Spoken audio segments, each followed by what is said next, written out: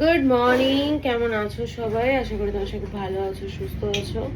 আমরাও ভালো আছি, সুস্থ আছি। আজকে থেকে সিনজির এক্সাম স্টার্ট। মা এটা পিডিশন না? হ্যাঁ মা। এটার মধ্যে চিনি দেওয়া। হ্যাঁ, একটু মিষ্টি মিষ্টি। দেবে না? দেবো না? না, ভালো না? ভালো লাগবে না। কালকেও সেম দিয়েছিলে। বোতলটা কই গো জলে? ওইখানে। সে তো চুলে এত জট পড়ে কেন? জানি না। মেয়েটার মুখটাই অফ হয়ে গেল। এটা নতুন চশমা পরবে তো বাবা? নতুন চশমা পরে মুডটা হ্যাপি হ্যাপি করে নাও, ঠিক আছে? আজকে পরীক্ষা না, তাই না? স্যাড হতে নেই।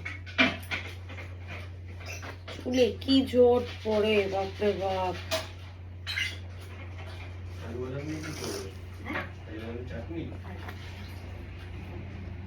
কেন, তুমি কিছু খাবে? কি কি খাবে? লাগছে। কি খাবে? আর উত্তর নেই। কি করলো তোমার বাবা? এই ভিডিওটা শেষই করা হয়নি, দেখো ভুলেই গিয়েছে, খেয়াল নেই। তাই ও চুলটা বেঁধে নি, ও রেডি হোক। চলো আবার পরে দেখা হচ্ছে। খুব সুন্দর ভাবে দিও, ঠান্ডা মাথায়। টাটা।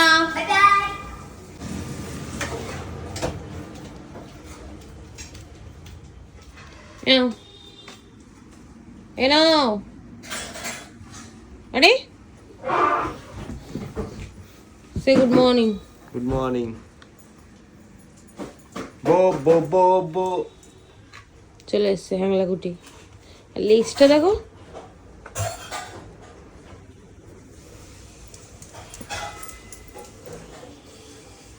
কই, আমি করলে করে না তো, তুমি করলে এরকম করে? হ্যাঁ, বাজে এখন 9:45। সমস্ত কাজ, প্রথম পর্বের সমস্ত কাজ হয়ে গেছে। প্রথম পর্ব এই কারণেই বললাম, সকাল থেকে এক পর্ব শুরু হয়, খাওয়া দাওয়া করে একটু রেস্ট নিই, তারপর আরেক পর্ব শুরু হয়। সেজন্যই বললাম।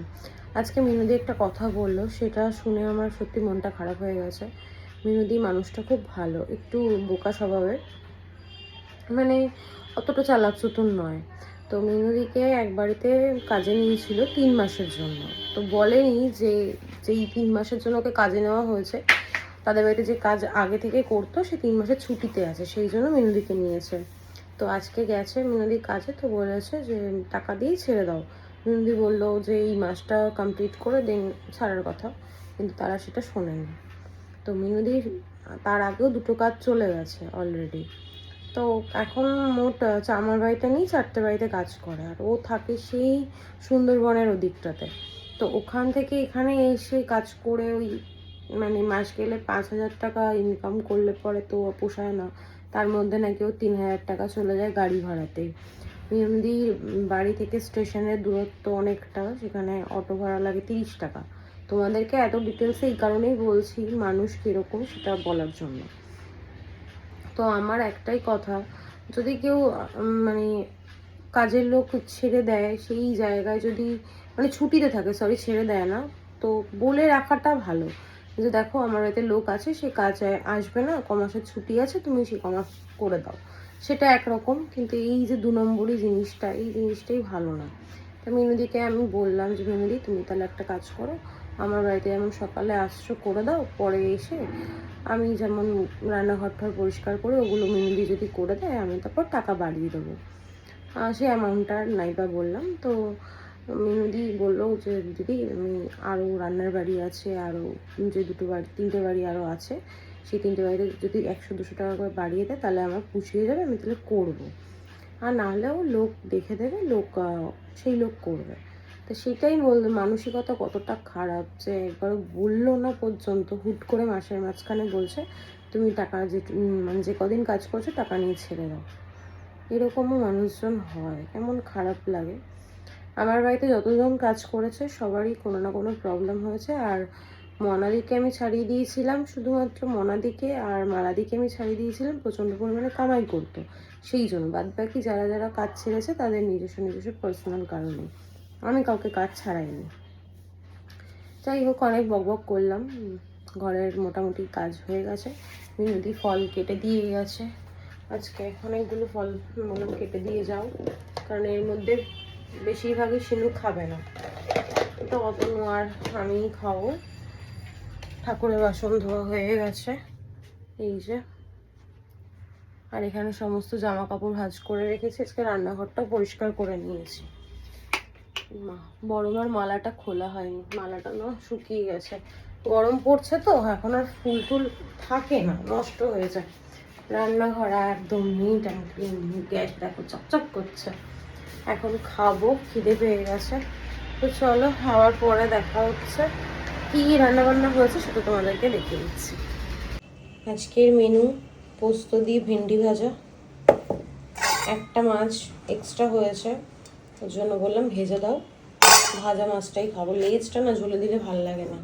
আর এই হচ্ছে চাটনি, সিনটি আর আমি দুজনেরই ভীষণ পছন্দের চাটনি, একদম আচারের মতো হবে। বিশেষ করে এই কাজু, খেজুর, আমসত্ত্ব, যা আমসত্ত্বটা দিতে ভুলে গেছি দেখো। যাই হোক, কাজু, খেজুর, কিশমিশ এসব দিয়ে আর টমেটো দিয়ে করে দিয়েছে দিদি। আর মাছের ঝোল, এই হচ্ছে মেনু। বাজে এখন 3:20, একটু পরে সিনটি আসবে, তারপর একসাথে লাঞ্চ করব। আমার স্নান পুজো সব কমপ্লিট, একই রুটিন, একঘেয়েমি কাজ। ঘুম থেকে ওঠার পর যেই কাজ রোজ করি আজও সেই কাজই করেছি, কিন্তু আজকে মাঝখানে একটু ঘুমিয়ে পড়েছিলাম। উঠেছি তখন প্রায় 1:30 বাজে, 1:30-32 এরকম হবে। তারপর উঠে সঙ্গে সঙ্গে আমি ডাস্টিং করলাম, তারপর ঘর মোছা, মোমোকে খেতে দেওয়া, অনেক কাজ থাকে ঘরে, সেগুলো করলাম। ব্যাস এই তো, আর কি, কাজ করতে করতে ক্লান্ত। এখন মনে হয় যে কতক্ষণে বাবু আসবে, খাওয়া দাওয়া করবো, একটু ঘুমোবো। আমার চোখ দেখে বুঝতে পারছো কিনা জানি না, আমার প্রচণ্ড ঘুম পাচ্ছে। স্নানের পর তো খিদে পায়, কিন্তু খিদেটা চেপে রাখতে হয়, যেহেতু সিনটি আসবে তারপর খাবো একসাথে। নালে পরে না মেয়েটা খেতে চায় না, ওর জন্যই বসে থাকার আমারও ইচ্ছে করে না। যেদিন খুব খিদে পেয়ে যায় সেদিন আমি খেয়ে নিই, নালে পরে খাই না। তো অতনু বেরিয়ে গেছে দোকান থেকে, মা খাবার পাঠিয়েছে শুনলাম, এই চোর নাকি পাঠিয়েছে, দেখি আসলে পরে তো তোমাদেরকে দেখাবোই। তো চলো আবার পরে দেখা হচ্ছে।